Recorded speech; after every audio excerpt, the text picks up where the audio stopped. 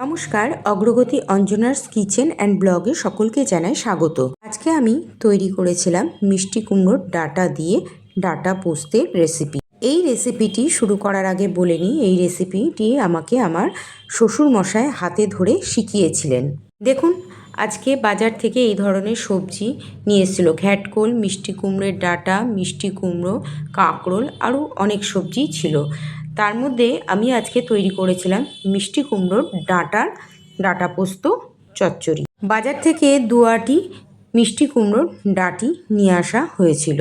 এই রান্নাটি, আজকে যে রান্নাটি আমি আপনাদেরকে করে দেখাবো, সেই রান্নাটি কিন্তু আমার শ্বশুরমশাই নিজে হাতে করে আমাকে শিখিয়ে গিয়েছিলেন। আমার শ্বশুরমশাই মানুষটি অনেক ধরনের রান্নাই জানতেন, তো কয়েকটি রান্না আমাকে শিখিয়ে দিয়েছিলেন। আসুন দেখে নেওয়া যাক আমি রান্নাটি কিভাবে করেছিলাম। প্রথমে মিষ্টি কুমড়োর ডাঁটিগুলোকে আমি ভালো করে কেটে খোসা ছাড়িয়ে নিয়েছিলাম, অর্থাৎ ডাঁটির গায়ের থেকে আঁশ ছাড়িয়ে নিয়েছিলাম। এরপর ভালো করে দেখুন কষলে আমি এইভাবে ধুয়ে নিয়েছিলাম। ধুয়ে নেবার পর আমি একটা ঝুড়িতে করে জল ঝরাতে দিয়েছিলাম। তারপর প্রেসার কুকারের মধ্যে আমি এই মিষ্টি কুমড়োর শাকগুলোকে ভরে প্রেসার কুকারে 2টো সিটি দিয়ে নামিয়ে নিয়েছিলাম।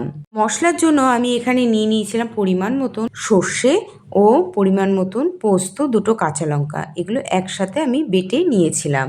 গ্যাসের ওভেনে এবার আমি একটি কড়াই বসিয়ে নিয়েছিলাম। কড়াইয়ের মধ্যে কিছুটা সর্ষের তেল দিয়ে তেল গরম হয়ে যাওয়ার পর 5 ফোড়ন দিয়ে দিয়েছিলাম। এরপর ওর মধ্যে দিয়ে দিয়েছিলাম 2টো কাঁচা লঙ্কা ও 5 ফোড়নটা ভাজা হয়ে গেলে এর মধ্যে এবার সেদ্ধ করে রাখা মিষ্টি কুমড়োর ডাঁটিগুলো কড়াইয়ের ভেতর ঢেলে দিয়েছিলাম। তারপর এর মধ্যে দিয়ে দিয়েছিলাম 1 টিস্পুন হলুদ গুঁড়ো, 1 টিস্পুন লবণ আর বেশ কিছুটা চিনি, কারণ এইরকম শাক বা ডাঁটার চচ্চড়িতে কিন্তু মিষ্টিটা দিলে তবে ভালো লাগে। এরপর আমি দিয়ে দিয়েছিলাম 1 টিস্পুন ঝালের গুঁড়ো, লবণ, চিনি ও হলুদ 3টে দেওয়ার পর খুন্তি দিয়ে আমি এইভাবে ওপর থেকে নিচে, নিচের থেকে ওপর উল্টে পাল্টে পুরো মশলাটাকে মিশিয়ে নিয়েছিলাম। ভালো করে মিশিয়ে নেবার পর এই মিষ্টি কুমড়োর ডাঁটির মধ্যে থেকে সেদ্ধ করা জল কিছুটা ছিল, তখন এটাকে শুকাবার জন্য আমি এর মধ্যে একটি ঢাকনা দিয়ে দিয়েছিলাম।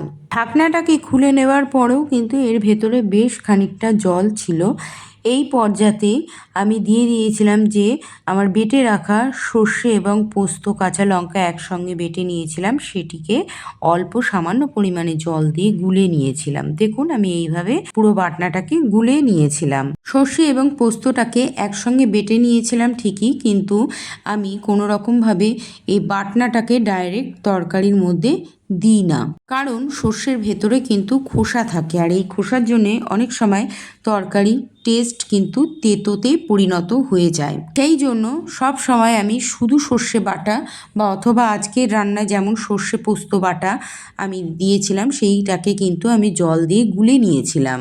গুলে নেওয়ার ফলে সর্ষের মধ্যে থাকা খোসাটা কিন্তু সাইড হয়ে যায়, আর ভেতরকার বাটনার জলটাই আমি তরকারি অথবা চচ্চড়ির মধ্যে দিয়ে থাকি।